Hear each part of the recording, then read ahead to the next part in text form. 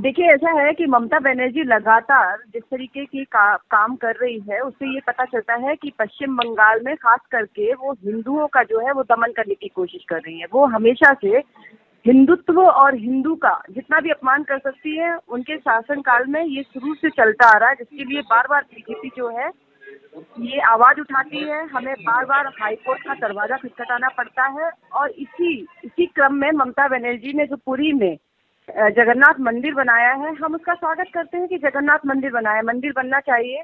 इन्होंने ये हिंदुत्व का जामा पहनने के लिए कोशिश की कि मैं मंदिर बना के जो है वो लोगों को ये बताऊंगी कि मैं भी हिंदूवादी सोच रखती हूँ, लेकिन आंतरिक रूप से मतलब उनका जो इनर थॉट है वो बिल्कुल भी हिंदुत्ववादी नहीं है। ये बार बार दिखाया गया है। जो इनकी विधायक ने, अब मेरी बात सुन रहे हैं ना? जी जी जी बोलिए। जो इनके विधायक ने कहा है कि जगन्नाथपुरी से अब जो है वो भगवान दीघा में आ चुके हैं, ये इनकी छोटी और बेवकूफ़ी सोच का जो है ये एक तरीके से प्रमाण है। क्योंकि जो जगन्नाथ धाम है वो धाम है और मंदिर मंदिर कहीं पे भी बनाया सकता है। धाम हमारे देश में 4 धाम है और उन धामों को हमारे हिंदुत्व में, हमारे सनातन में सर्वश्रेष्ठ माना गया है। इस हिसाब से जितने हम हिंदू हैं, जितने सनातनी हैं, हम चारों धाम को करते हैं और ये सोच के करते हैं कि हम 4 धाम करते हैं तो हमें मोक्ष प्राप्त होगा। इतनी ऊंचाई है इस धाम की, जो श्रद्धा की बहुत ऊंचाई है, जिसको इन्होंने अपमान करने की लगातार कोशिश की है।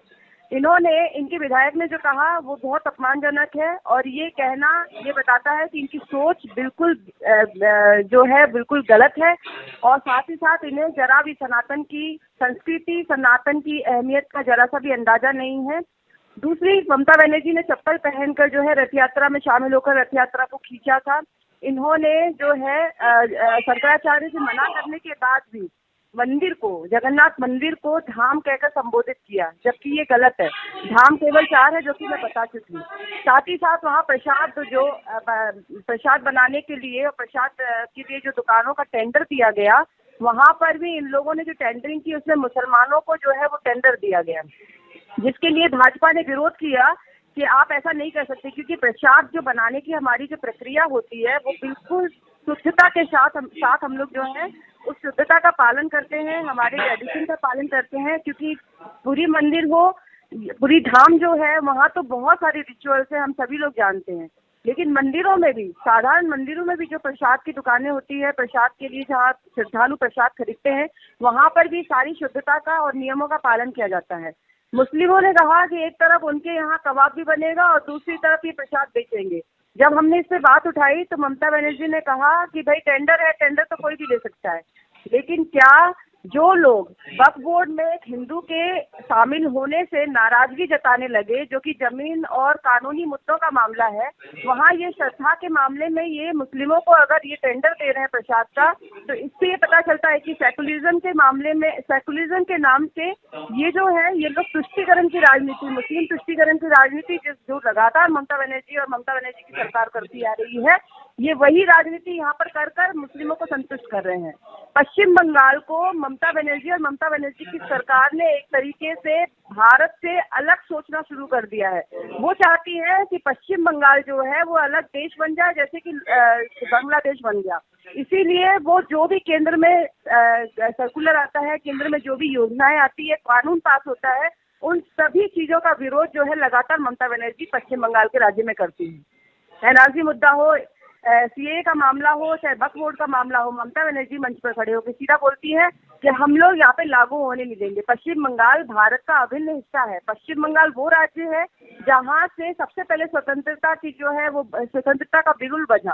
तो ऐसी स्थिति में ममता बनर्जी की जो ये विध्वंसकारी जो नीति है, जो अलगाववादी नीति है, ये बताती है कि पश्चिम बंगाल को ममता बनर्जी आने वाले समय में भारत के विरुद्ध में खड़ा करने की एक रणनीति बना रही है, ताकि यहाँ पे जो है अराजकता फैले, ताकि असंतोष फैले, लोगों में जो समरसता है वो खत्म हो और मुस्लिम जो यहाँ पे जिनकी संख्या बढ़ती जा रही है, यहाँ पे ऐसा विद्रोह शुरू हो जाए ताकि एक संघर्ष वाली स्थिति बन जाए और बांग्लादेश की तर्ज पर एक नया देश बनाने की प्रक्रिया में बन के ये प्रधानमंत्री खुद को बना लिया।